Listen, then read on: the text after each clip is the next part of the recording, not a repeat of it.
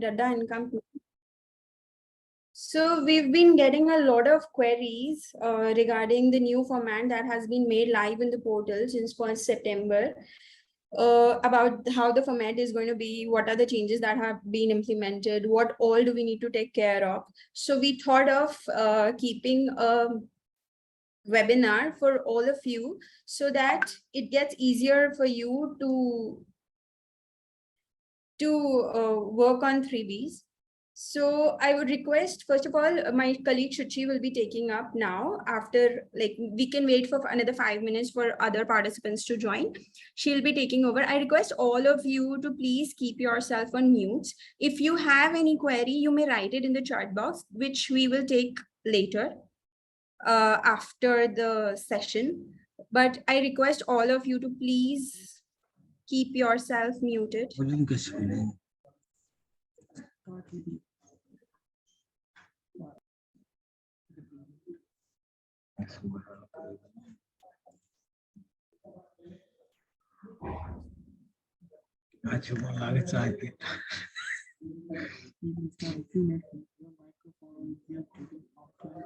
I request you all to please keep yourself on mute, please.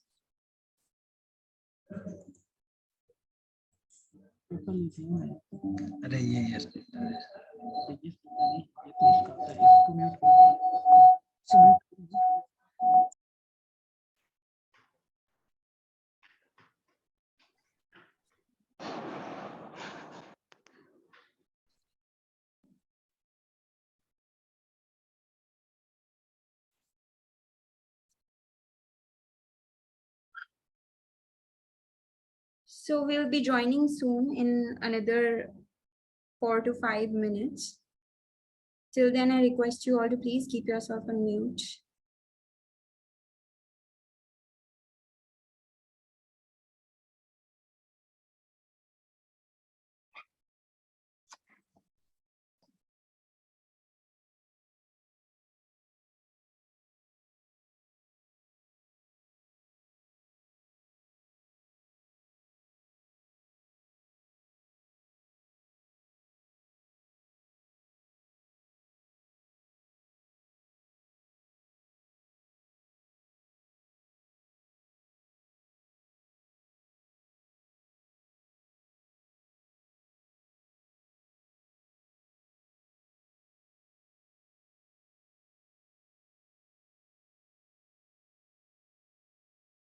One more request. I would request all of you to please name your screen with your own names instead of iPhone or the mobile name that we can see, so that it is easier for us to address the queries.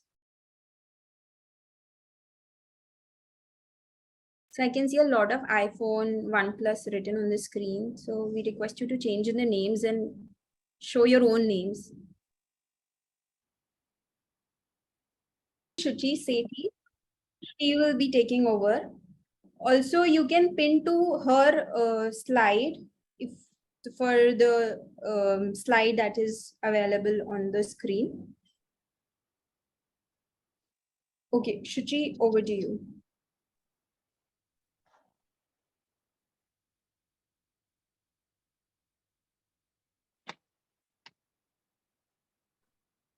Good morning, all of you. I hope I'm audible to all of you. This is a Saturday morning, and we are starting with a knowledge sharing webinar over here. And this is on, as Shifali addressed, this has been taken up today on realizing that rather than addressing the queries which we were getting one-on-one from all the clients, we should address the technical aspect of changes in GSTR 3B format at a single platform, along with analyzing and interpreting the law which is there for filing of 3B. And then we are available for addressing the practical aspects of the data for all of you as the CRMs are allocated. So as the due date is approaching, the 20th of this month for filing of GSTR 3B for August, there is a notification which has amended the rule for filing of GSTR 3B, and there's a circular where government has brought in some changes and specified the purpose for which those changes have been brought in. GSTR 3B is a monthly return, as all of us are aware, and details of outward supplies and inward supplies are furnished in that return. Now, that is an important return because along with the compiled figure of your sales and purchases, the payment of taxes is made through that return, and cost, liability and credit are reported. The changes which we are discussing here are majorly made in the credit section, that is reporting of input tax credit in this return. Now, I'll just put the notification which has brought in the changes in the rule before you, and then we will interpret whether the air around these changes is in line with the law or not, or how we have to implement it to be aligned with the circulars or the GSTN recommendations, as well as the statute, which is the CGST Act. Now, coming forward.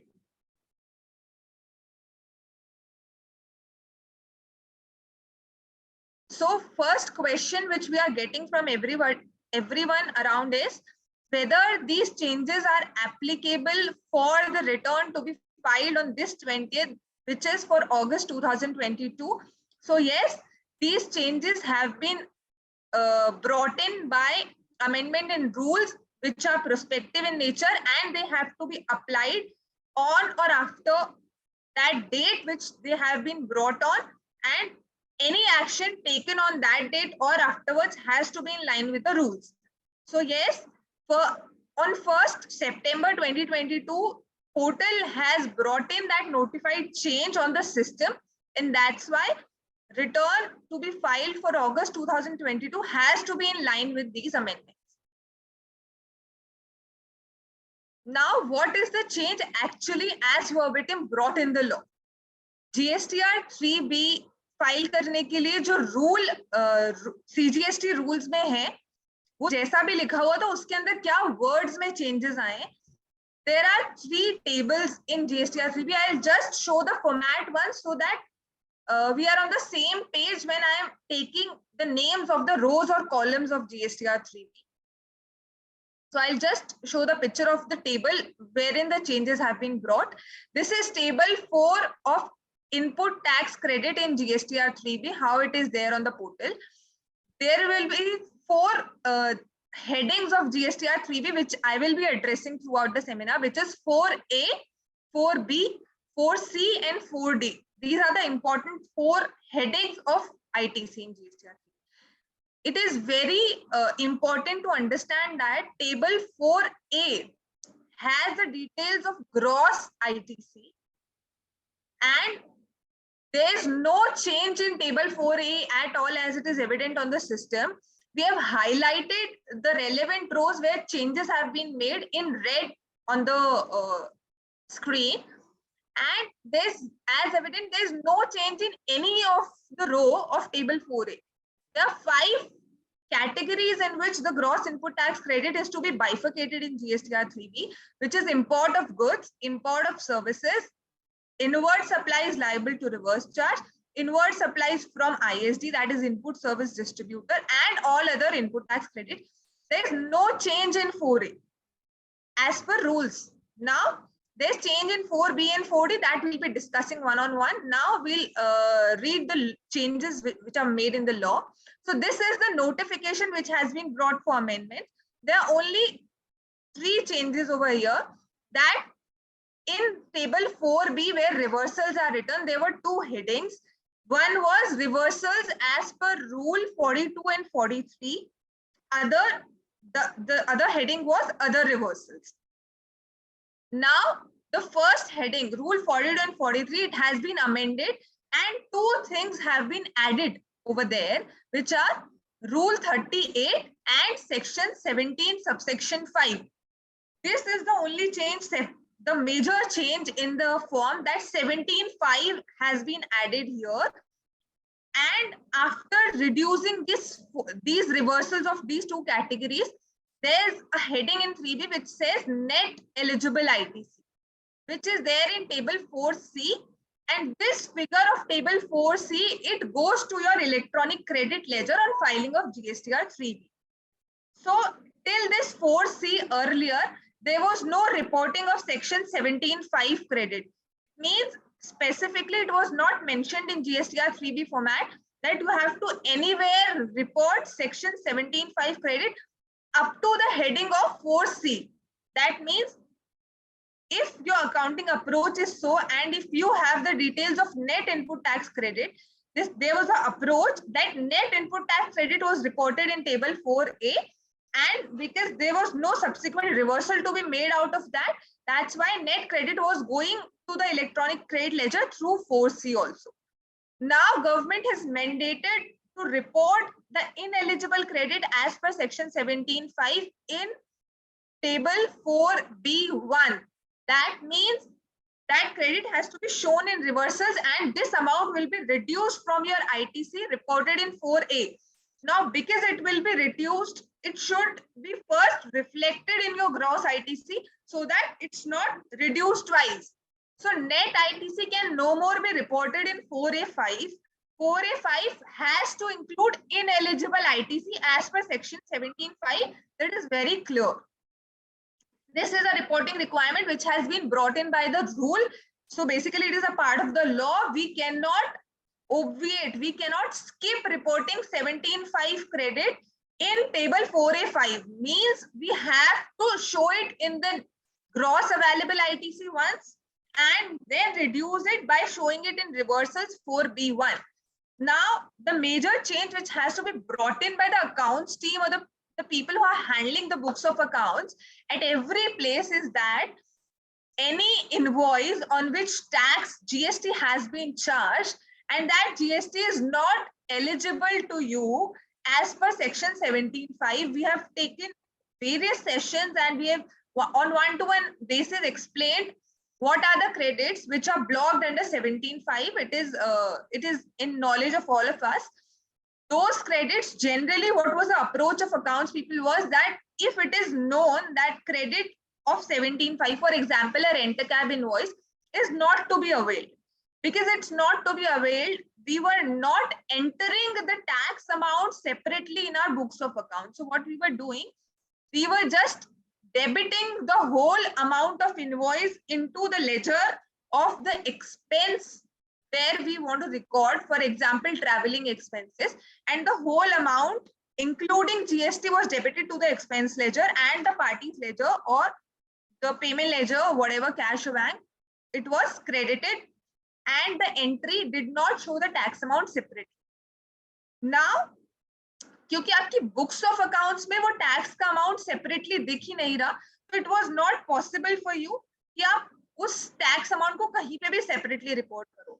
ये amendment आने से पहले भी GSTR 3B में 4C तक 17.5 की credit नहीं जाती थी, लेकिन एक 4D रिपोर्टिंग डिस्क्लोजर का जीएसटीआर 3B में हमेशा से हेडिंग है सिंस इंसेप्शन कि आपकी कोई भी ऐसे टैक्स अमाउंट है जो आपने पे किया है बट 17.5 में आपको उसका क्रेडिट नहीं मिलता है, तो आप उसे रिपोर्ट तो कीजिए, let us know the figure at least. But क्योंकि हमारी बुक्स ऑफ अकाउंट्स में फिगर रिकॉर्डेड ही नहीं था और वो सिर्फ रिपोर्टिंग डिस्क्लोजर था, मैंडेट नहीं थी, वो हमारी क्रेडिट को फिगर को इम्पैक्ट नहीं कर रहा था, तो some of us had an approach कि हम उस फिगर को 17.5 के कॉलम को या तो खाली छोड़ते थे या उसमें बहुत मिनिमम जो इनवॉइसेस हमें आइडेंटिफाइबल थे अपेरेंटली हम वो दिखा देते.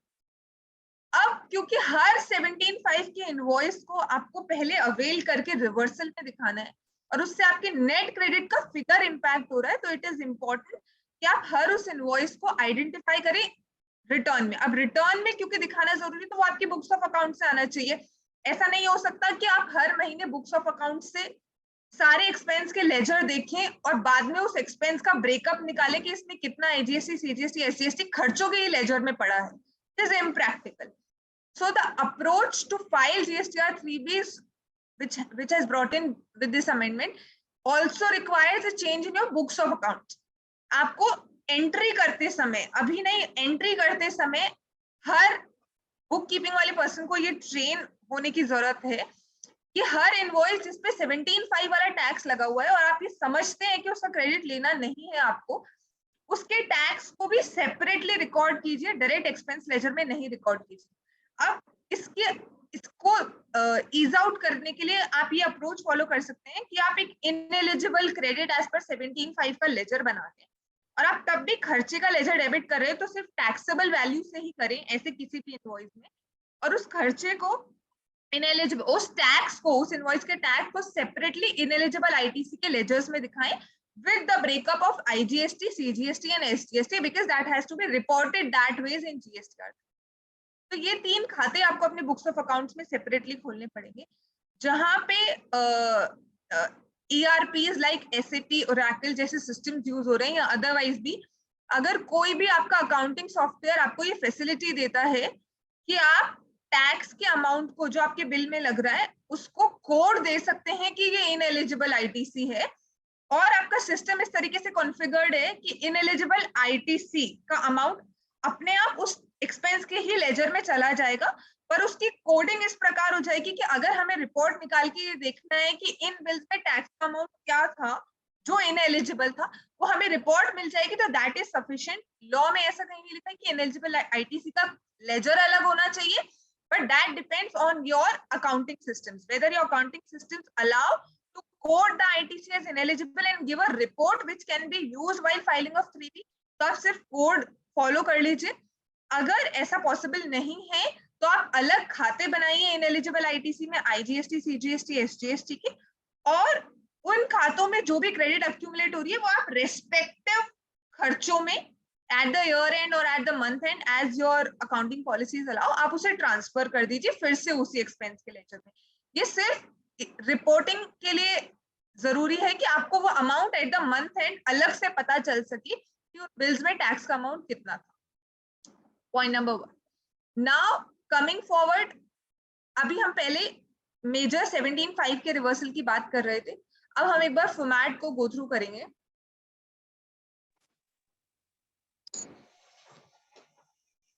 So this is the format. Changes have been highlighted in red. हमने बात किया कि 4A5 में कोई भी चेंज नहीं आया है, तो अभी तक हम जैसे 4A5 फाइल करते थे हम वैसे ही करेंगे। हम सिर्फ 17(5) वाले इनवॉइसेस जो अभी तक अगर रिकॉर्डेड नहीं थे बुक्स में, तो हम उन्हें बुक्स में रिकॉर्ड करने लग जाएंगे, और वो क्रेडिट को हम 4A5 में एक्सक्लूड नहीं करेंगे, इंक्लूड करके चलेंगे, और फिर उस क्रेडिट के फिगर को सेपरेटली हम 4B1 के फिगर में जोड़ दें। This is the easy and approach in line with the law. Now GSTN, when GSTN brought these changes on the portal, and even government brought these changes through the notification and the circular, they brought only one-liner amendment in the notification or in the rules by the way of notification, but government also came in with a circular to explain the purpose of these amendments and explain the approach which has to be changed for filing of GSTR 3B. हम एक बार उस circular को देखते हैं to understand कि government का purpose क्या है ये चेंजेस लाने का, और हमारी अप्रोच में उसके लिए क्या चेंज लाने की जरूरत है। So we have been through the notification. Now this is the circular. Circular में सबसे इंपॉर्टेंट बात, जीएसटी के सर्कुलर जो आते हैं वो गवर्नमेंट कोई यूनिफॉर्मिटी लाने के लिए या किसी कंफ्यूजन को क्लैरिफाई करने के लिए सेक्शन 168 के थ्रू लेके आती है। यहाँ पे भी गवर्नमेंट ने बताया हमारा पर्पस क्या था इस सर्कुलर को लाने का या ये चेंज लाने का। Very clearly it is written to ensure correct accountal and accurate settlement of funds between the central and state government. हम जैसे पहले 3B फाइल कर रहे थे उससे कोई गवर्नमेंट का नुकसान नहीं था या एसएससी कोई गलती नहीं कर रहा था, लेकिन गवर्नमेंट को फंड सेटलमेंट में कुछ इशू आ रहा था क्योंकि different approaches were followed by different assessees while filing of 3B, और क्योंकि यूनिफॉर्मिटी चाहिए थी उस टैक्स को स्टेट और सेंटर के बीच में बांटने के लिए, इसलिए गवर्नमेंट कह रही है कि वो ये चेंजेस इसीलिए लेकर आई। ना वो चेंज कैसे फॉलो करना है वो उसके लिए भी सर्कुलर में कुछ चीजें लिखी है। we'll just read out the important parts जिससे हमारी अप्रोच में क्लैरिटी आए। जब ये सर्कुलर गवर्नमेंट लेके आई तो जीएसटीएन पोर्टल पे चेंजेस लाने के साथ एक डॉक्यूमेंट भी पब्लिश किया जीएसटीएन ने जिसमें उन्होंने बताया कि ये चेंजेस एक नोट्स के साथ आपको पढ़ने, एक अंडरस्टैंडिंग के साथ पढ़ने कि आपको 4A में क्या दिखाना है और 4B में क्या दिखाना है। वहां पे कुछ बातें ऐसी लिखी हुई हैं जो नोटिफिकेशन में नहीं लिखी हैं, या it appears not to be in line with the notification at all. अब हम ये देख लेते हैं वो सर्कुलर के अकॉर्डिंग है कि नहीं है। सर्कुलर का एक 4.3 पैरा है जिसका मैं इंपॉर्टेंट पार्ट पढ़ना चाहूंगी। It may be noted that the entire set of data that is available in form GSTR 2B is carried to the table 4 in GSTR 3B. Full stop. एक बार के लिए हम यहीं रुकेंगे। हमने अमेंडमेंट पढ़ा, सिर्फ 17.5 को लेके अमेंडमेंट है, but there is a error कि GSTR 3B का फॉर्मेट पूरी तरीके से चेंज हो गया है। अभी तक हम जो GSTR 3B फाइल करते थे वो हम अपने बुक्स ऑफ अकाउंट्स के अकॉर्डिंग करते थे। नाउ द एयर इज कि GSTR 2B एक डॉक्यूमेंट हो गया है जिसके अकॉर्डिंग 3B फाइल करनी है। अब हमको इस कॉन्सेप्ट को यहाँ क्लियर करना है लॉ के एंगल से। कहीं पे भी स्टैट्यूट में, CGST एक्ट में कोई चेंज नहीं आया है कि GSTR 2B से आपको 3B फाइल करनी है। There is no such change. Data practically portal पे कैसे फ्लो हो रहा है वो भी आप लोग जानते हैं। सो बेसिकली टेबल 4A में जो ग्रॉस ITC आती है ऑटो पॉपुलेशन से वो फ्लो हो रही है GSTR 2B से। GSTR 2B में क्या क्या होता है, आपके जो सप्लायर्स ने ये टैक्स पीरियड में अपने ड्यू डेट्स 11 जो ड्यू डेट है तब तक जो भी GSTR 1 फाइल की है वो आपके GSTR 2B में आती है, यह हम समझते हैं। GSTR 2B में 3 तरीके के डॉक्यूमेंट्स आते हैं, invoices, credit notes and debit notes. Invoices और डेबिट नोट्स पे आप ITC अवेल करते हैं, क्रेडिट नोट से आपका ITC कम होता है जो 2B में रिफ्लेक्ट होता है। नाउ ऑटो पॉपुलेशन से GSTN क्या कर रहा है, पूरी gross ITC of invoices and debit notes वो अमाउंट ऑटो रिफ्लेक्ट हो रहा है आपके टेबल 4 में। अगर वो रिवर्स चार्ज का है तो रिवर्स चार्ज के टैब में, अगर वो इंपोर्ट ऑफ गुड्स का है तो 4A1 इंपोर्ट ऑफ गुड्स के टैब पे, और अगर वो अलग अदर इनवॉइसेस का है तो 4A5। ये फिगर ऑटो पॉपुलेट हो रहा है। इस ऑटो पॉपुलेशन में क्या है और क्या नहीं है वो सर्कुलर से गवर्नमेंट बता रही है। गवर्नमेंट ने बताया entire set of data in 2B is reflected in 3B, जैसा हमने पढ़ा, except for the details regarding ITC that is not available to the registered person. किस रीजन से?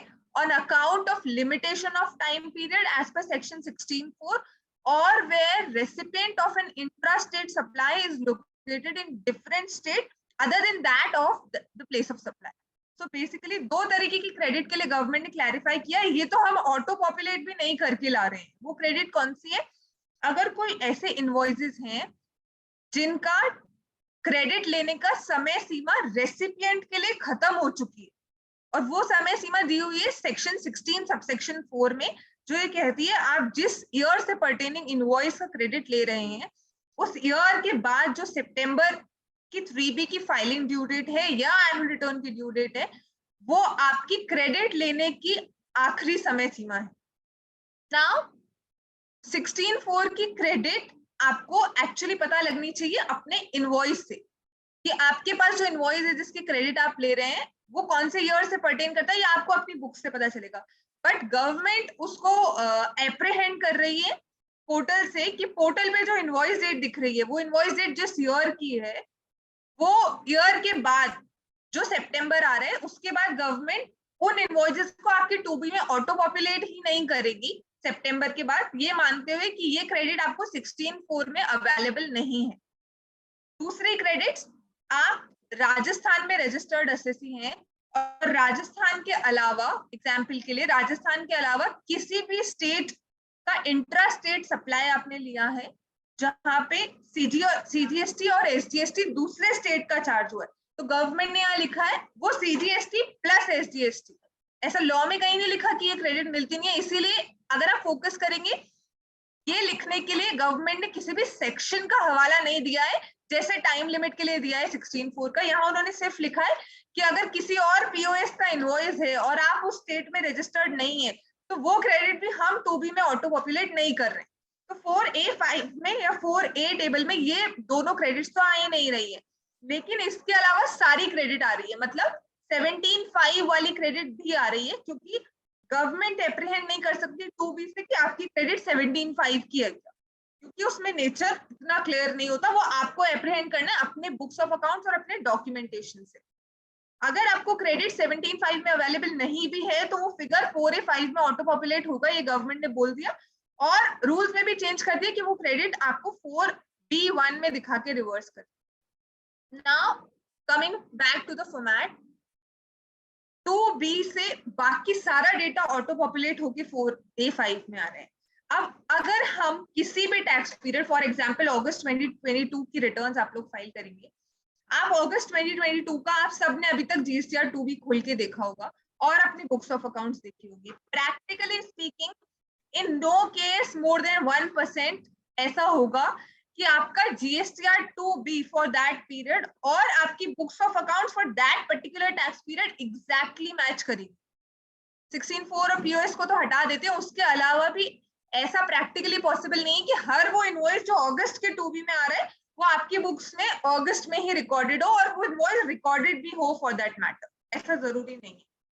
लेकिन गवर्नमेंट कह रही है हम तो 2B का डेटा एक बार ऑटो पॉपुलेट करके डालेंगे, but we will give you an option कि वो फिगर एडिटेबल होगा। आपकी ड्यूटी क्या है as per the whole scheme of law, क्या आप उस 2B के फिगर को ब्लाइंडली रिलाई करके वो पूरा फिगर अपनी रिटर्न में दिखाएं और उसमें से जो भी आपकी बुक्स ऑफ अकाउंट्स में नहीं आ रहा उसको रिवर्सल में डालें, या फिर आप अपनी बुक्स ऑफ अकाउंट्स जिसपे आप श्योर हैं कि ये सारी क्रेडिट तो हमारे पास बैक्ड बाय इनवॉइसेस है, इसे हम रिपोर्ट करें अपने 4A5 में भी और उसमें 17.5 को इंक्लूड कर लें, क्योंकि हम ये जानते हैं कि ये बिल्स हमारे हैं, हमारी बुक्स ऑफ अकाउंट्स में ये ट्रांजैक्शंस रिकॉर्डेड है, लेकिन क्योंकि हमें लॉ के तहत इसका क्रेडिट नहीं मिलता तो हमें इसका रिवर्सल करने की जरूरत है। Our view is on this confusion is that section 16 में कोई ऐसा चेंज नहीं आया है कि आपको 2B की पूरी क्रेडिट लेके रिवर्स करनी है। क्रेडिट ली भी जाती है प्रोविजंस ऑफ लॉ के तहत और रिवर्स भी की जाती है प्रोविजंस ऑफ लॉ के तहत। हम पहले ये देखते हैं क्रेडिट लेने का मैकेनिज्म क्या है लॉ में।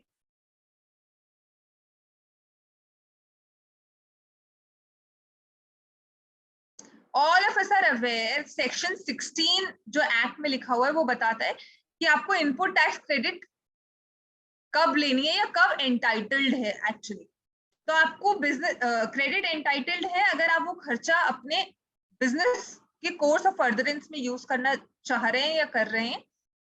आगे 4 और कंडीशंस थी जो अब 5 हो गई हैं 2B के बाद, और वो कंडीशंस बहुत इंपॉर्टेंट है। आपके पास टैक्स इनवॉइस, डेबिट नोट या टैक्स पेइंग डॉक्यूमेंट होना चाहिए। You should be in position of that document. until and unless that credit cannot be claimed. You should have received the goods or services. The payment should have been made to the government and 3B should have been filed. Now उसके अलावा एक जो नई condition आई थी from this year वो ये थी, जो इनवॉइस जो आपके पोजीशन में है जिसकी आप क्रेडिट लेना चाहते हैं, it should have been furnished by the supplier in their GSTR 1. तो पहली कंडीशन क्या है? इनवॉइस का पोजीशन या डेबिट नोट का पोजीशन। अगर आपके पास वो डॉक्यूमेंट है और वो डॉक्यूमेंट आपके सप्लायर ने अपनी GSTR 1 में भी दिखा दिया है तो आपको एंटाइटलमेंट आता है सेक्शन 16(2) से। ये सेक्शन क्लियर करता है सारे वो डाउट्स कि जो इनवॉइस आपके पोजीशन में है ही नहीं, उस क्रेडिट, उस इनवॉइस पे होने वाली क्रेडिट या उस डेबिट नोट पे होने वाली क्रेडिट को ना आपको टेबल 4A में दिखाने की जरूरत है और ना उसको आपको रिवर्स करने की जरूरत है, क्योंकि आपको एंटाइटलमेंट ही नहीं मिला है उस क्रेडिट का। तो according to us what is in line with law is, ये कंडीशंस अगर आपकी कंप्लाई हो रही है तो आपके बुक्स ऑफ अकाउंट्स में आप उस क्रेडिट को रिकॉर्ड कीजिए। अगर कोई ऐसा इनवॉइस है जिसकी क्रेडिट इन कंडीशंस को कंप्लाई कर रही है बट 17(5) उनको ब्लॉक कर रहा है, तो उन हर इनवॉइस के टैक्स को बुक्स ऑफ अकाउंट्स में रिकॉर्ड कीजिए, पर अलग खाते में या अलग कोड के साथ कीजिए। और जो भी इनवॉइस ऐसे हैं जिसमें GST चार्ज हुआ है, वेदर इनएलिजिबल एज पर 17(5) और eligible as per all these conditions, उस पूरी क्रेडिट को 4A5 में दिखाइए।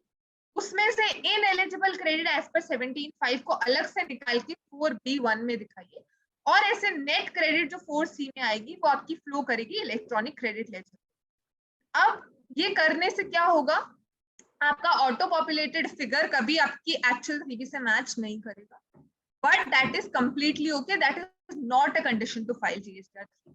ऑटो पॉपुलेटेड फिगर को आप चेंज कर सकते हैं, आपके पास चेंज फिगर की इनवॉइस वाइज डिटेल्स हमेशा अवेलेबल होनी चाहिए। आपके लेजर के बैलेंस को सिर्फ मैच करने से बेटर हम ये सजेशन देंगे, हर GSTR 3B जो आप फाइल करते हैं उसमें जो एडिट करके आप फिगर लिख रहे हैं उस फिगर का इनवॉइस वाइज ब्रेकअप अपने रिकॉर्ड्स में हमेशा मेंटेन कीजिए, क्योंकि GSTR 3B को लेके जब भी गवर्नमेंट के कोई भी क्वेश्चन आएंगे तो सबसे बेटर एक्सप्लेनेशन उसका यही होगा कि उस फिगर की हमारे पास इनवॉइस वाइज डिटेल है और वो इनवॉइस हमारे बुक्स ऑफ अकाउंट्स में रिकॉर्डेड है। वो इनवॉइसेस पे अगर क्रेडिट एलिजिबल नहीं थी तो हमने उनको सेपरेटली रिकॉर्ड करके सेपरेटली 17(5) के रिवर्सल्स में दिखाया। ये कंफ्यूजन का एड्रेस था एज पर अस। हम पहले भी बहुत वेबिनार्स में एक्सप्लेन कर चुके हैं कि क्रेडिट लेने के लिए दो चीजों को देखना होता है, एक बुक्स ऑफ अकाउंट्स और एक पोर्टल। केवल पोर्टल क्रेडिट लेने का मैकेनिज्म नहीं है, क्योंकि ऐसा रिटर्न मैकेनिज्म एक्ट से नहीं आता है। एक्ट्स में क्लियरली लिखा हुआ है कि ये 4-5 कंडीशंस आपकी होनी चाहिए कंप्लाई, तभी आप क्रेडिट ले सकते हैं। इनफैक्ट सुप्रीम कोर्ट ने भारतीय एयरटेल के एक जजमेंट में जो स्पेसिफिकली इनपुट टैक्स क्रेडिट को लेके था, ये क्लियरली बोला है GSTR 2B is not the only reliable document to take your input tax credit. Your input tax credit should be backed by your books of accounts. GSTR 2B court ने clearly बोला GSTR 2B सिर्फ एक document है to help you out to see whether those suppliers are compliant और not. GSTR 2B is only a facilitation document. तो उसको GSTR 3B का base बनाना we think is not in line with the scheme of law. Now ये changes होने के बाद आपको अपने 3B के अप्रोच में क्या चेंज करना है, आपको अपने बुक्स ऑफ अकाउंट्स में से उन खातों का ITC और इनएलिजिबल ITC का पूरा डंप निकालना है। पूरी क्रेडिट इंक्लूडिंग 17(5) जो आपकी बुक्स ऑफ अकाउंट्स में है उसको मैच करना है GSTR 2B से, क्योंकि सेक्शन 16 में ऐसी कंडीशन है। तो उस पूरी क्रेडिट को GSTR 2B से मैच करना है। जो भी इनवॉइसेस आपकी बुक्स ऑफ अकाउंट्स में है इंक्लूडिंग इनएलिजिबल, और वो आपकी GSTR 2B में भी है। चलना कैसे, 2B से बुक्स की तरफ नहीं चलना है, बुक्स से 2B की तरफ चलना है। आपका बेस होगा आपकी बुक्स ऑफ अकाउंट्स, उसके उस हर इनवॉइस के आगे आपको ये रिमार्क चाहिए कि ये 2B में है कि नहीं है। जब सारे वो इनवॉइसेस आपकी GSTR 2B से मैच हो जाते हैं तो टू दैट एक्सटेंट वो GSTR 2B से मैच हुए हैं, उतना फिगर आपको लेके जाना है 4A के 5 कॉलम्स में as applicable. Import of goods, import of services, reverse charge, ISD, ITC और अदर ITC। नाउ इनमें से कौन सी वो क्रेडिट्स हैं जो GSTR 2B से जिनकी मैचिंग रिक्वायर्ड नहीं है, वो सिर्फ इंपोर्ट ऑफ सर्विसेज है, और 4A3 में वो क्रेडिट्स हैं जहां वेंडर अनरजिस्टर्ड है। इसके अलावा हर क्रेडिट की GSTR 2B से मैचिंग होनी चाहिए।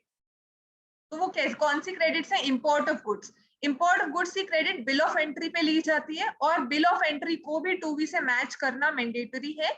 गवर्नमेंट ने ये अपने सर्कुलर्स में भी लिखा है, और गवर्नमेंट ने ये पोर्टल पे भी फंक्शनैलिटी बहुत पहले ले आई है कि 2B में आपके इंपोर्ट ऑफ क्रेडिट्स भी आइसगेट के सिस्टम के थ्रू रिफ्लेक्ट होंगे। तो अगर कोई ऐसा बिल ऑफ एंट्री आपके पास है जो आपकी बुक्स ऑफ अकाउंट्स में है, मतलब आप उसका टैक्स पे करके आ चुके हैं पोर्ट में, पर वो 2B में नहीं दिख रहा, तो आपको उसके प्रॉपर ग्रेवेंसेस रेज करके एड्रेस कराना है उसको, और वो क्रेडिट मैच होने पर ही लेना है।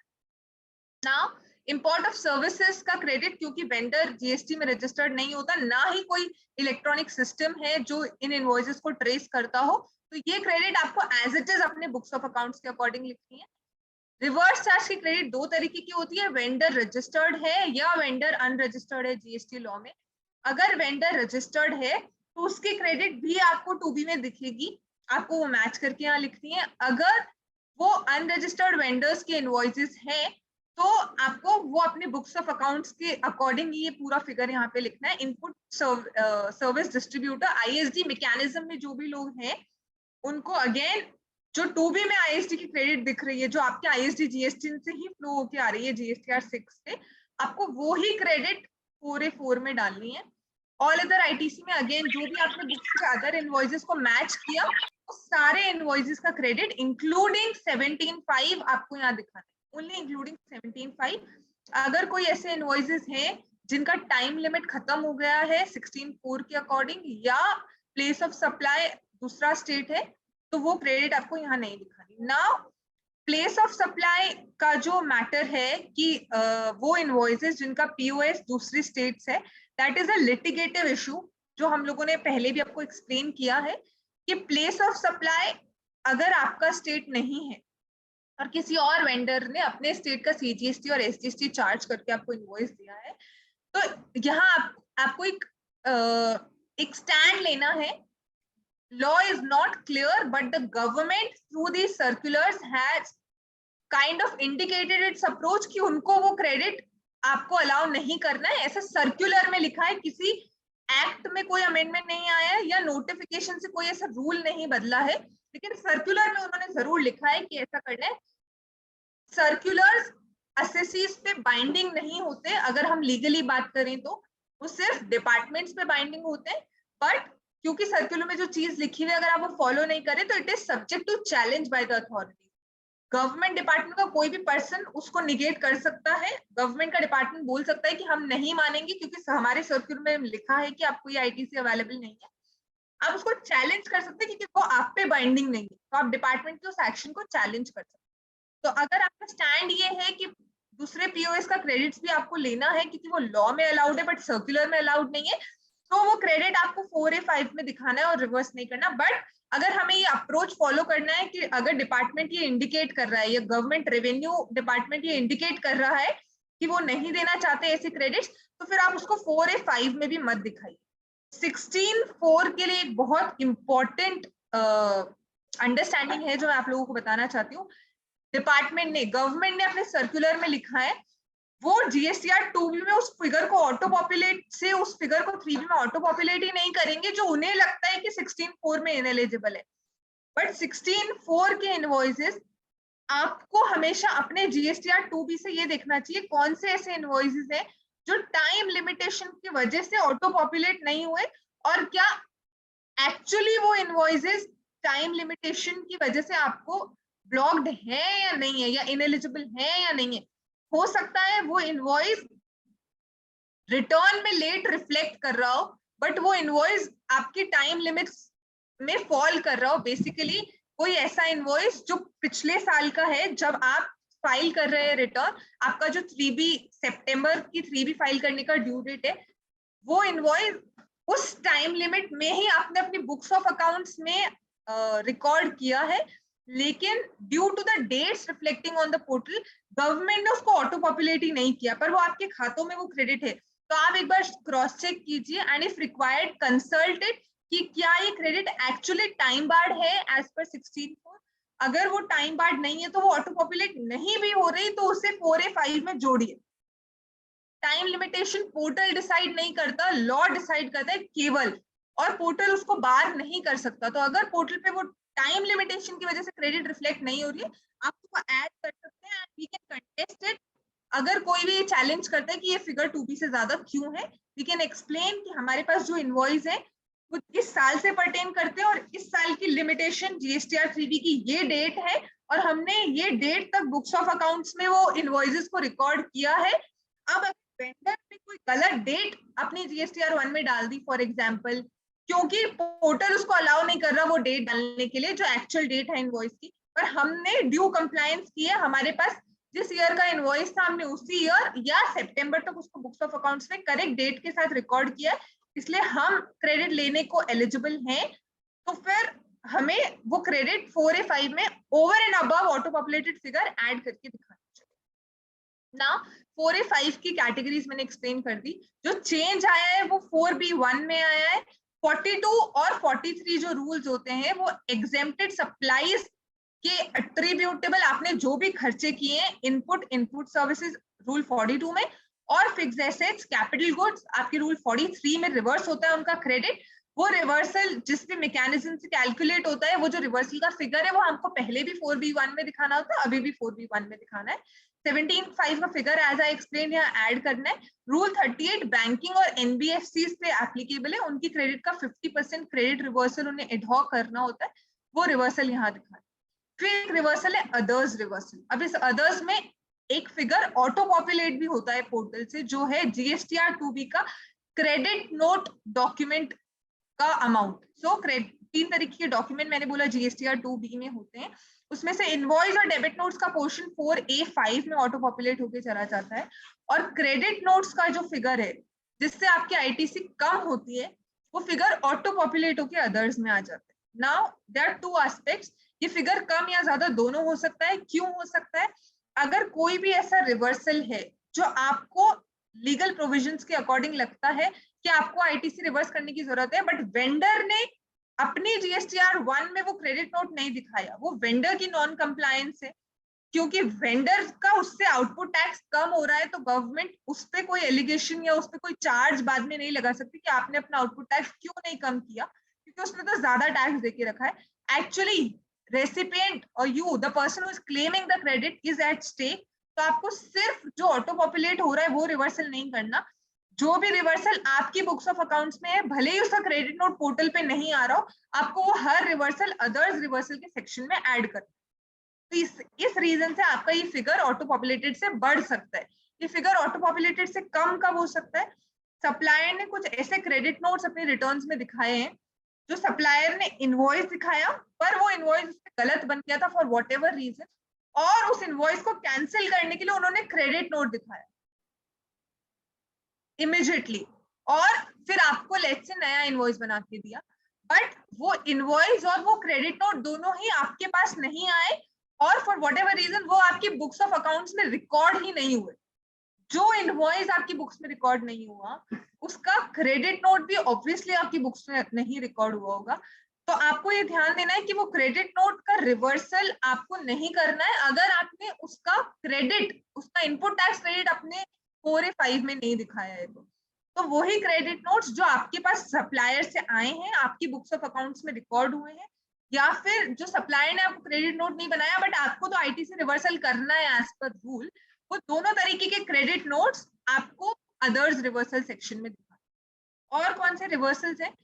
रूल 37 सेक्शन 16 का एक प्रोवाइजो है जो कहता है कि आपने अगर सप्लायर को 180 डेज में पेमेंट नहीं किया, तो जो भी आपने उसके इनवॉइस पे क्रेडिट ली हुई है वो विद इंटरेस्ट आपको रिवर्स करनी है, और जब भी आप पेमेंट कर दें आप उस क्रेडिट को रिक्लेम कर सकते हैं। उस क्रेडिट के 180 डेज होने के बाद जो आप रिवर्सल करते हो, उस रिवर्सल के फिगर को आपको अदर सेक्शन 4B2 में रिपोर्ट करना है। गवर्नमेंट ने अपने जीएसटीएन ने अपने डॉक्यूमेंट में, मैं क्लैरिटी के लिए बता रही हूँ, इन रिवर्सल्स को 2 टर्मिनोलॉजी दी है, और वो टर्मिनोलॉजी क्या है? 4B1 में जीएसटीएन बोल रहा है वो रिवर्सल्स हैं जो नॉन रिक्लेमेबल रिवर्सल्स हैं, और 4B2 में वो रिवर्सल्स हैं जो रिक्लेमेबल रिवर्सल्स हैं। नॉन रिक्लेमेबल को उन्होंने ऐसा एक्सप्लेन किया है कि जो रिवर्सल लॉ में एक बार करना है और वो आपको वापस कभी नहीं मिल सकता, वापस क्लेम नहीं कर सकते उसको, उन्होंने ये समझते हुए 4B1 को डिजाइन किया है। और बाकी वो सारे रिवर्सल्स जो आप रिक्लेम कर सकते हैं at a later point in time किसी और टैक्स पीरियड में, वो रिवर्सल्स इस टैक्स पीरियड में आपको अदर सेक्शन में दिखाने, ऐसा जीएसटीएन बोल रहा है, ऐसा रूल्स में कहीं अमेंडमेंट नहीं आया है। ये रिक्लेमेबल रिवर्सल और नॉन रिक्लेमेबल रिवर्सल नाम के कोई शब्द नोटिफिकेशन, रूल, एक्ट में कहीं पे भी नहीं है, for being very clear. Rule 42 और 43 को भी जीएसटीएन बोल रहा है कि ये नॉन रिक्लेमेबल रिवर्सल्स है। हालांकि लॉ में जो बातें लिखी हुई है वो इससे थोड़ी सी कॉन्ट्रोडिक्टरी है। लॉ में रूल 42 में पर्टिकुलरली एक रूल लिखा हुआ है कि आपको ईयर एंड होने के बाद सितंबर तक एक रिकैलकुलेशन करना है रूल 42 के रिवर्सल का, और जहां पे भी आपका फिगर कम या ज्यादा आता है in comparison to the reversal already made, you can give effect to that excess और शॉर्टर रिवर्सल। तो अगर रिवर्सल कम किया है तो आप और रिवर्सल कर दीजिए, पर अगर आपने रिवर्सल ज्यादा कर रखा है तो आप रिक्लेम कर लीजिए। ऐसा लॉ में, ऐसा कानून में लिखा हुआ है। लेकिन उस वो होने के बावजूद भी जीएसटीएन ने बोला है कि ये सारी क्रेडिट्स नॉन रिक्लेमेबल है, जिसको लॉ के एंगल से हम लोग अग्री नहीं करते। रूल 40 का रिवर्सल नॉन रिक्लेमेबल रिवर्सल नहीं है टू कंप्लीट एक्सटेंट। जितना बनता है ईयर एंड तक ऑब्वियसली वो नॉन रिक्लेमेबल है, लेकिन अगर कुछ एक्सेस रिवर्सल हो गया तो आप उसको रिक्लेम कर सकते एज पर मैकेनिज्म जो रूल फॉलो में। 17.5 का रिवर्सल वी अग्री कि उससे वापस लेने की जरूरत नहीं है। नाउ कुछ रिवर्सल्स ऐसे भी हैं जो अदर्स सेक्शन में दिखाने हैं, पर वो भी नॉन रिक्लेमेबल हो सकते हैं फॉर एनी रीजन, कि आपको क्रेडिट अवेलेबल नहीं थी 17.5 के अलावा किसी भी रीजन से, बट वो आपके 2B में या बुक्स ऑफ अकाउंट्स में रिकॉर्डेड थी, पर आपने वो समझते हुए कि आपको वो क्रेडिट रिवर्स करनी। फॉर एग्जाम्पल अभी मैंने क्रेडिट नोट्स एक्सप्लेन किए, तो आपने कोई मटेरियल मंगवाया, उसका इनवॉइस भी आपके पास आया, आपने बुक्स ऑफ अकाउंट्स में उसे रिकॉर्ड किया, but due to defective quality late से वो मटेरियल आपने लौटाया अपने वेंडर को, और वेंडर ने आपको क्रेडिट नोट बना के दिया। वो क्रेडिट नोट आपके 2B में भी आ रहा है। जीएसटीएन खुद ही ये चीज कर रहा है कि वो क्रेडिट नोट वो ऑटो पॉपुलेट कर रहा है अदर सेक्शन में, अदर सेक्शन के रिवर्सल्स में। मतलब जीएसटीएन कह रहा है इसको अदर रिवर्सल में दिखाइए। अब आपको ये सारे क्रेडिट नोट्स जिनका क्रेडिट लेट से अगर गलती से भी आप रिवर्सल में दिखा रहे हैं, या फिर उसका फिगर ज्यादा दिखा दिया है, या फिर वो डिफेक्टिव क्वालिटी के गुड्स आपके पास वापस सही होके आने वाले हैं और आप उसका क्रेडिट वापस ले सकते हैं, तो भी वो क्रेडिट नॉन रिक्लेमेबल जीएसटीएन उसको नाम दे रहा है। तबकि ऐसा नहीं है कि आपने जो भी रिवर्सल अदर सेक्शन में दिखाए आप फर्स्ट सेक्शन में दिखाया आप उसको वापस नहीं ले सकते, या ऐसा नहीं है अदर सेक्शन में होने वाली हर क्रेडिट आपकी रिक्लेमेबल ही है। जैसे डिफेक्टिव क्वालिटी के क्रेडिट नोट से क्रेडिट आप वापस नहीं ले सकते क्योंकि वो क्रेडिट आपको रिवर्स ही करनी थी, बट उसका नाम एक जर्नल टर्मिनोलॉजी जीएसटीएन ने नॉन रिक्लेमेबल दिया है, to which we do not. Now ये रिवर्सल्स जिसके हमने एग्जांपल डिस्कस की, ये दिखाने के बाद जो आपकी net input tax credit 4C में आएगी, ये क्रेडिट आपकी इलेक्ट्रॉनिक क्रेडिट लेजर में फ्लो करेगी। इसके बाद भी 2 रिपोर्टिंग रिक्वायरमेंट्स हैं जो गवर्नमेंट ने ऐड किया है जीएसटीआर 3P के फॉर्मेट में। वो क्या रिक्वायरमेंट्स है? अदर डिटेल्स का एक सेक्शन बनाया है जो पहले भी था, पर उसमें जो जो चीजें लिखी हुई थी वो चेंज कर दी है। 17.5 यहाँ से हट गया है, तो आपको 17.5 केवल रिपोर्टिंग के लिए अब नहीं दिखाना है। It is important. 17.5 जो हम पहले यहाँ रिपोर्ट करते थे 4D में, अब वो केवल डिस्क्लोजर रिक्वायरमेंट नहीं रह गया। अब केवल डिस्क्लोजर रिक्वायरमेंट क्या क्या है? 2 तरीके के डिस्क्लोजर रिक्वायरमेंट्स है। आईटीसी रिक्लेम्ड, जो 4D1 में फिगर आएगा वो कहां से आएगा? ITC reclaimed which was reversed under table 4B2 in earlier tax period। कोई भी ऐसी क्रेडिट जो आपने पिछले किसी टैक्स पीरियड में किसी भी कारण के लिए रिवर्स की थी अदर सेक्शन में, 42 43 में नहीं, ऐसा वहां लिखा है, केवल अदर सेक्शन में डाल के आपने कोई भी क्रेडिट रिवर्स की थी, और इन लाइन विद प्रोविजंस अगर आपको वो क्रेडिट वापस क्लेम करना एलिजिबल है, रिक्लेम करना एलिजिबल है, तो क्रेडिट आप क्लेम कैसे करेंगे? क्लेम करने का तो एक ही सेक्शन है 4A के रिस्पेक्टिव हेड में आप उसको ऐड कर दीजिए। 2B में वो नहीं आएगी, पर आप ऐड कर दीजिए, और जो भी ऐसा क्रेडिट आपने ऐड किया है रिक्लेम होने वाला, उस क्रेडिट को आप अलग से डिस्क्लोजर रिक्वायरमेंट के लिए 4D1 में दिखा दीजिए। कोई भी ऐसे क्रेडिट जो आपने रिवर्स की थी non payment of value of supply to the vendor की वजह से विद इन 180 डेज, वो आपने लेट्स से जुलाई में रिवर्स की थी और आपने अगस्त में उसका पेमेंट कर दिया, तो जुलाई में आपने उस क्रेडिट को कहाँ दिखाया होगा? अदर सेक्शन में। अब अगस्त में अगर आप उसी क्रेडिट रिक्लेम कर रहे हैं 4A में कहीं पे भी डाल के, तो आप इंश्योर कीजिए आप उस 180 डेज के रिक्लेम वाले फिगर को 4D1 में भी दिखाएं। ये डिस्क्लोजर रिक्वायरमेंट ऐड हुआ है। पहले हम उस फिगर को कहीं रिपोर्ट नहीं करते थे जो हम रिक्लेम कर रहे हैं कि वो पिछले ईयर का रिवर्सल्स का रिक्लेम है, बट अब उसकी डिस्क्लोजर रिक्वायरमेंट ऐड होगी। सेकेंड डिस्क्लोजर रिक्वायरमेंट है इनएलिजिबल आईटीसी, 2 कारण की वजह से, सेक्शन 16(4) एंड पीओएस प्रोविजंस। ये हमने पहले भी डिस्कस किए। सेक्शन 16(4) टाइम लिमिट का सेक्शन है, और पीओएस प्रोविजन दूसरे स्टेट के पीओएस की वजह से लगने वाला सीजीएसटी एसजीएसटी का प्रोविजन है। ये जो क्रेडिट्स हैं, गवर्नमेंट ने अपने सर्कुलर में ये बोला है कि ये फिगर्स आपको अपने 2B में दिखेंगे, क्यों? क्योंकि गवर्नमेंट 2B में एक्चुअली ऐसी टैगिंग कर रही है कि ये लिमिटेशन वाली क्रेडिट है 16 की, और ये पीओएस अदर पीओएस की क्रेडिट है जिसको हम ऑटो पॉपुलेट भी नहीं कर रहे, क्योंकि गवर्नमेंट खुद आइडेंटिफाई कर रही है, जीएसटीएन आइडेंटिफाई कर रहा है एक्चुअली कि ये ऐसी क्रेडिट्स हैं जो हम नहीं ऑटो पॉपुलेट कर रहे। फिर जीएसटीएन ने ये डिस्क्लोजर रिक्वायरमेंट भी लिया है कि ऐसी क्रेडिट को आप भी रिपोर्ट कर दीजिए अपने 4D2, तो ये फिगर आपको एक्चुअली 2B से मिल जाए। ये चेंजेस हैं और ये अप्रोच है जो हमें फॉलो करनी है। जो की एस्पेक्ट था प्रैक्टिकली आप लोगों को फॉलो करने के लिए वो ये है, data preparation for GSTR 3B has to be started from your books of accounts still. GSTR 2B should not be the base document. Your books of accounts should be the base document. It should include eligible and ineligible as per 17.5. It should be matched with 2B. Her books के invoice की ही आगे 2B लिखना है। जो extra data आ रहा है 2B में, it is irrelevant for you. चाहे वो invoice गलती से आपके GST नंबर पे आ गया हो, चाहे वो इनवॉइस आप ही की पार्टी का हो पर आपकी बुक्स ऑफ अकाउंट्स में वो ट्रांजैक्शन ही ना हो। अगर वो ट्रांजैक्शन आपकी बुक्स ऑफ अकाउंट्स में है, वेरी इंपॉर्टेंट, तो फिर उसका टैक्स भी आपकी बुक्स ऑफ अकाउंट्स में होना ही चाहिए। ऐसा नहीं है कि आपने बिना टैक्स की वो रिकॉर्ड कर लिया इसलिए आपने 4A में नहीं दिखाया, ये एसएससी की गलती हो जाएगी। पर अगर वो ट्रांजैक्शन आपकी अगस्त की ही बुक्स ऑफ अकाउंट्स में रिकॉर्डेड है तो फिर आपको उसका टैक्स इधर दिखाना जरूरी है। पर ट्रांजैक्शन ही आपकी बुक से बाहर है, चाहे वो पार्टी आपकी हो पर उसने आपको बिल नहीं दिया हो, या आपने बिल अपनी बुक्स ऑफ अकाउंट्स में रिकॉर्ड ही नहीं कर रखा हो, खर्चों में भी नहीं रिकॉर्ड कर रखा हो, या एसेट में भी नहीं रिकॉर्ड कर रखा हो, तो फिर आपको 2B से उस डेटा को लेके आके 4A 5 में डालने की जरूरत नहीं है।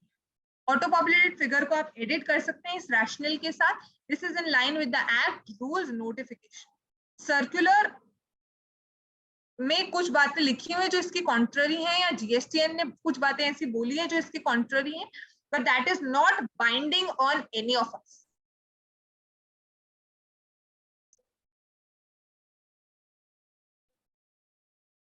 I think this clarifies the approach जो हमें एक्सप्लेन करनी थी, जो प्रैक्टिकली आप लोगों के काम आएगी। अब रादर आई विल सजेस्ट कि if any of you have certain issues which you may highlight जो आपको प्रैक्टिकली इसके बियॉन्ड फेस हो रहे हैं, या इसमें भी अगर आपको कोई कंफ्यूजन है तो we will open the floor for your queries. बेस हमने एक्सप्लेन किया कि डेटा आपको कहाँ से लेना है और मैचिंग करके कैसे 3B में तक जाना है। We'll open the floor and we'll actually want कि आप अपनी प्रैक्टिकल क्वेरीज बताएं जो आपने फेस की हो, जिससे हम उसको एड्रेस करें और ये एक्सप्लेन कर पाए कि अप्रोच हमें क्या रखनी है, और अप्रोच के अकॉर्डिंग वो क्वेरीज का रिपोर्टिंग या तो ग्रॉस आईटीसी में होगा या नेट आईटीसी में होगा, या वो डेटा 3B के बाहर ही रहेगा, हमारी 3B में नहीं जाएगा। So we'll now take the queries. If there's something in the checkbox, I'll first address those queries. Beyond that, the floor is open. You can just raise your hands and Shefali or Divya will unmute you, and one by one we will address your queries on this. आप बोल के अपनी query बता सकते हैं, we will address. I'll address the chat queries. Meanwhile, you can raise your hands. Shefali and Divya, please handle if someone is.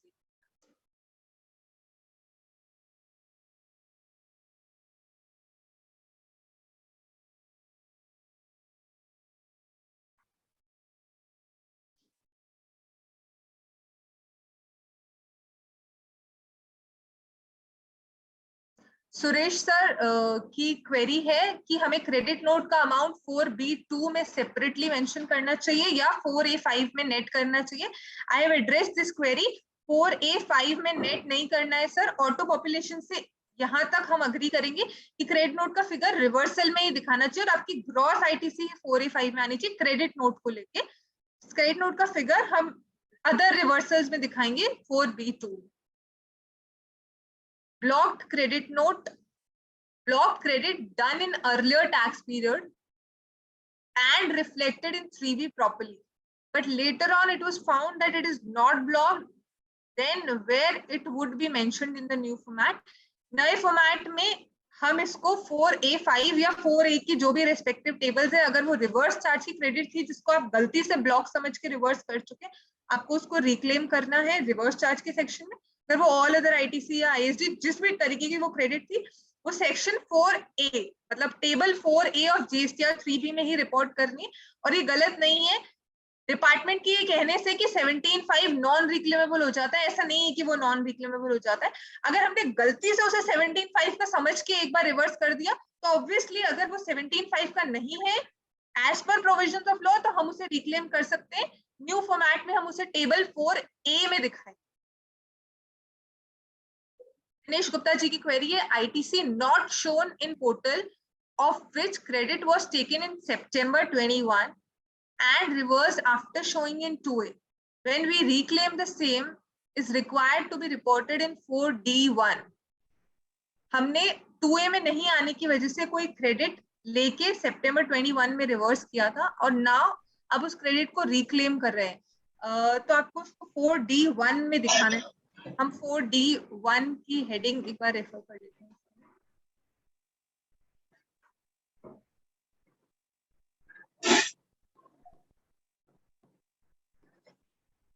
हाँ, 4D1 की clear heading है कि 4B2 सेक्शन में अगर आपने 4B2 टेबल में अगर आपने कोई भी रिवर्सल पहले किया था और आप उस क्रेडिट को रिक्लेम कर रहे हैं तो आपको उससे दिखाना है 4D1 में। तो गुप्ता सर हाँ, ऑल्दो ये फॉर्मेट पहले नहीं था फिर भी अदर्स रिवर्सल पहले भी होता था GSTR 3B में, तो हमने अदर्स में कोई भी रिवर्सल किया है जिसे हम रिक्लेम कर रहे हैं तो हम उसको 4D1 में भी दिखा देंगे।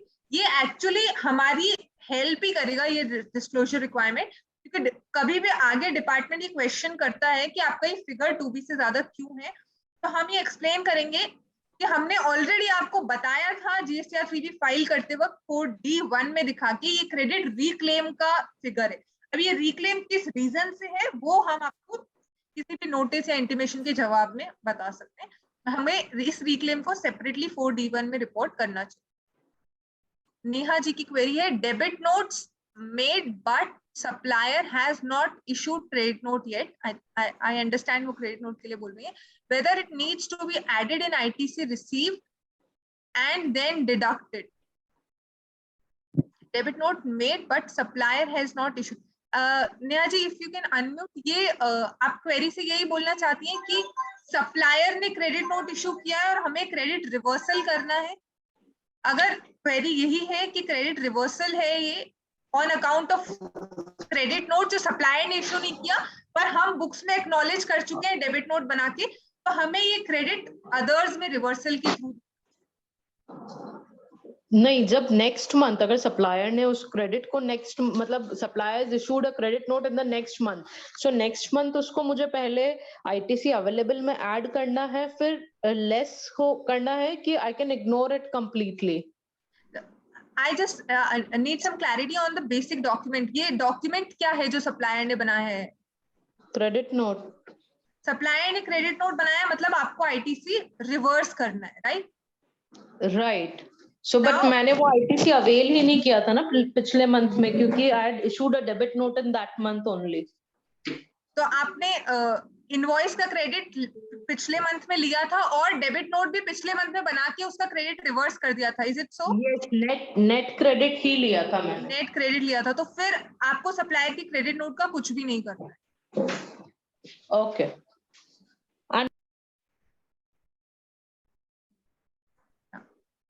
Anu ma'am, you may speak your query. Yeah, one more query I had for one second. So yes, Neha ma'am, first we'll address your query. Yeah, this is not related to amendment but in general.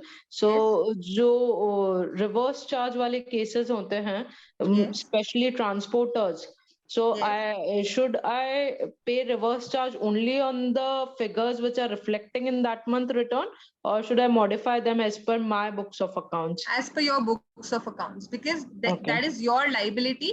उन पे कोई tax exposure नहीं आता है, सिर्फ एक procedural exposure आता है कि उन्होंने इनवॉइस रिपोर्ट नहीं किया, बट क्योंकि आपका टाइम ऑफ सप्लाई हिट कर जाता है जब आपके पास इनवॉइस आ गया है, तो आप अपने बुक्स ऑफ अकाउंट्स के अकॉर्डिंग यू पे the complete tax as under the reverse charge headings and take the credit. Okay, thank you. Yes, Anu ma'am.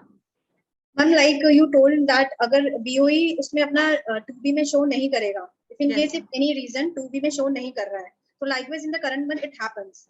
तो अपन इसका लाइक क्रेडिट नहीं क्लेम कर पाएंगे, क्योंकि मैम लाइक एक ऑप्शन दिया था गवर्नमेंट ने, like you have to search BOE on the portal and then it will get uploaded on the 2B, right?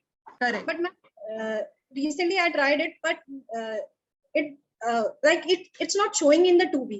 Exactly. So that is some technical flaw either at the IceGate end or at the GSTN end, that bill of entry is not reflecting on your 2B. Literally and strictly reading the law, जैसे आप supplier के invoice का credit नहीं ले सकते हैं 2B में नहीं आने तक, मिसमैच तक, बिल ऑफ एंट्री का क्रेडिट भी आप नहीं ले सकते हैं. But if that is a technical error and you have did your effort, आपने ग्रीवेंस डालना, आपने सर्च करना और वो सब कर लिया है, still it is not showing, you just raise the issue once. आप ग्रीवेंस डाल दीजिए उसका, फिर अगर वो फिर भी रिफ्लेक्ट नहीं हो रहा है तो फिर आप क्रेडिट अवेल कर लीजिए and you follow with the systems to ensure that it gets reflected also. Like normally अगर ऐसा नहीं, लाइक मैंने ट्राई किया सर्च BOE किया, तो for all the BOEs it's showing records unavailable. Okay, for all the BOEs it's showing. तो ma'am like अगर ऐसा कुछ इश्यूज रहते तो मैम वर्किंग कैपिटल पे कितना इशू पड़ेगा, that we have already paid the IGST and in 3B we can't claim the ITC. Correct. So is it okay if we claim the ITC? It's so in this case ma'am, it is suggested to make your efforts and keep in your records कि आपने ये system glitch solve करवाने की कोशिश की, वो नहीं हुआ, फिर आपकी वर्किंग कैपिटल पे इतना बड़ा हिट आ रहा था, that's why in line with law आपके पास बिल ऑफ एंट्री थी और आपने क्रेडिट ले ली, तो आप क्रेडिट ले लीजिए, but raise a grievance for this and take screenshots of this search which you have made for the bill of entry. Okay, we have to keep the proof for that. Yeah. Okay. And one more thing, like many times it happens, many invoices are showing in the 2B. But when we saw the 2B, then we got to know that these invoices are issued in our name. Yeah. So we contact to the supplier, then we get the invoices. But many invoices we get after filing the 2B, like after 20th. Yes, ma'am. Previous month. Then what do we have to do for that? You don't have to do anything. In the tax period, when you record those invoices in your books of accounts, claim that credit in that tax period. So, like, what we follow is like we record that invoices in that month only. For like if invoices of July month, we record in that month only.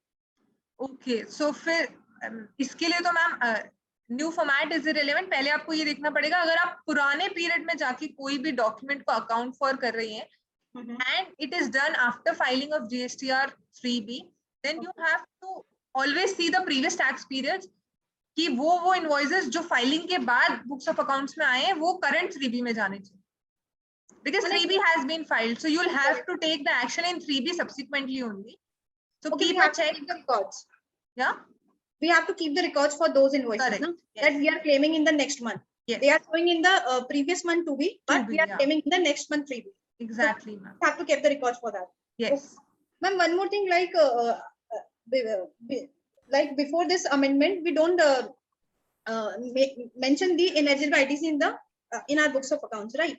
Yes. So, or in many of the invoices, many suppliers don't mention our GST number. Okay. So they'll be not showing in the 2B. Correct. Then now, is it compulsory? Is it mandatory to mention record those invoices in our books with GST? Yes, suggestedly you should do it whether the document is improper or not.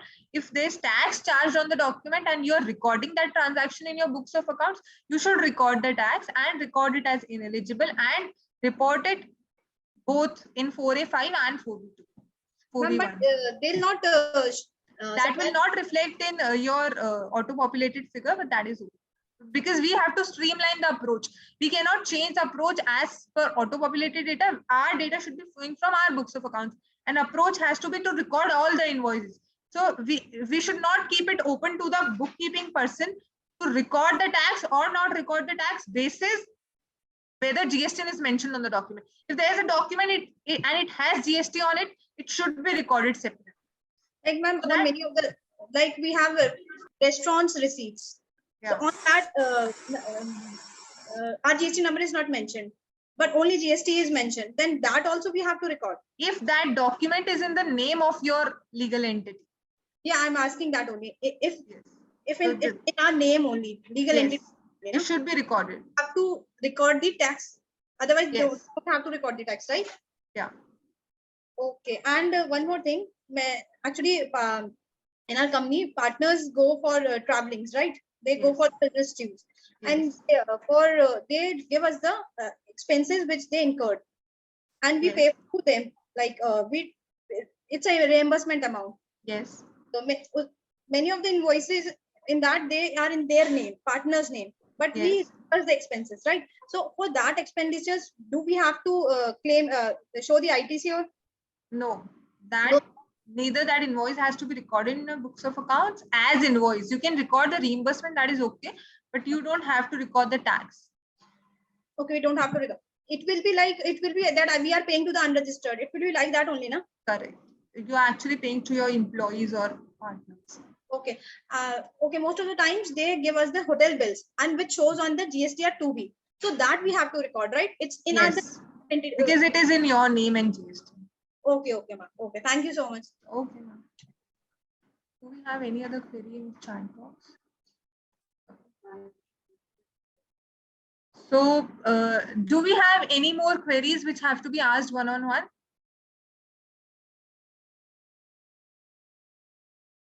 You can raise hands or you can unmute yourself and speak.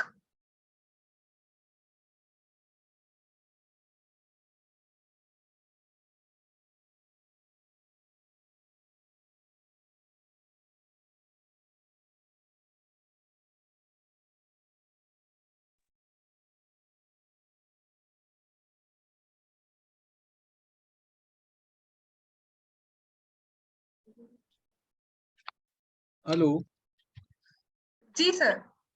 हाँ, एक query और थी। कुछ ऐसे expenses होते हैं basically personal nature के होते हैं किसी स्टाफ के, मान लीजिए, लेकिन वो इनवॉइसेस जीनस के नाम से, कंपनी के नाम से लेता है सॉरी, ओके। और कंपनी के नाम से इनवॉइस लेने थे, जो वेंडर है वो अपनी जीएसटीआर उनमें भी दिखाता है उसको, और हमारे पोर्टल पे वो दिखते हैं।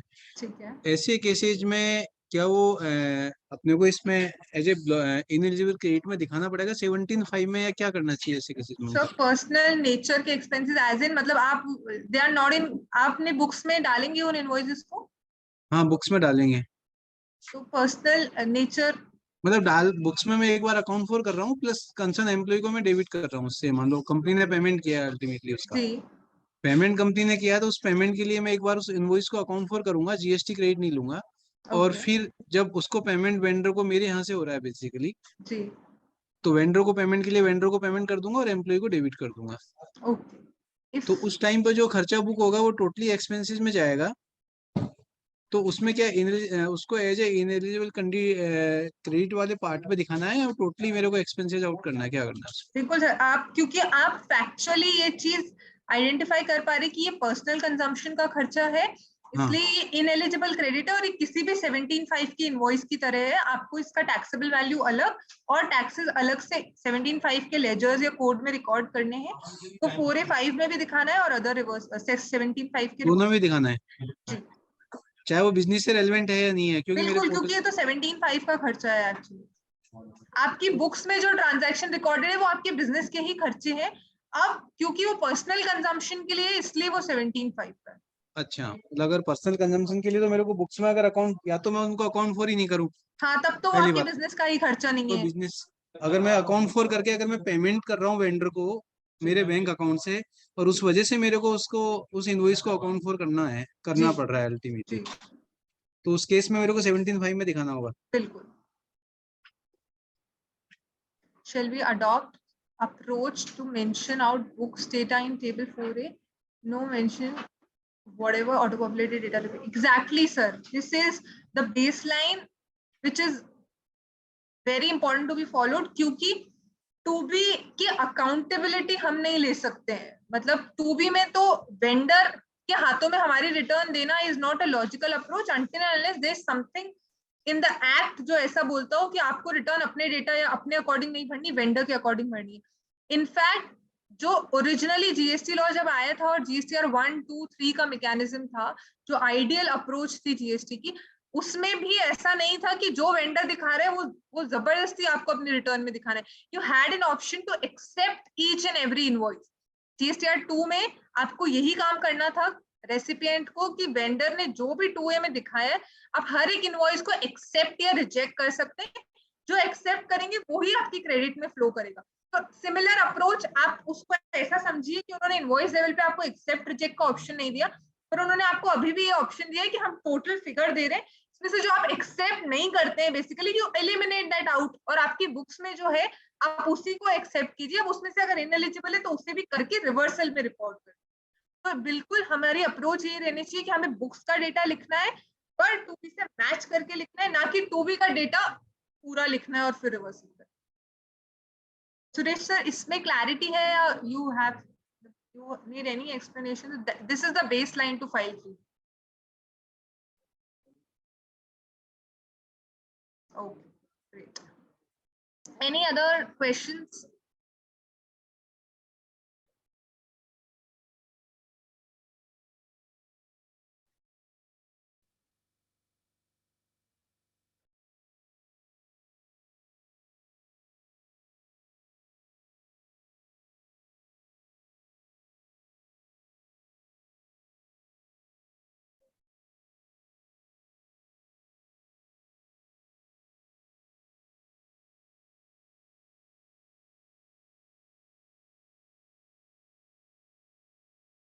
So I think you should wait for 2 more minutes, and meanwhile I'll just thank you all for attending this session.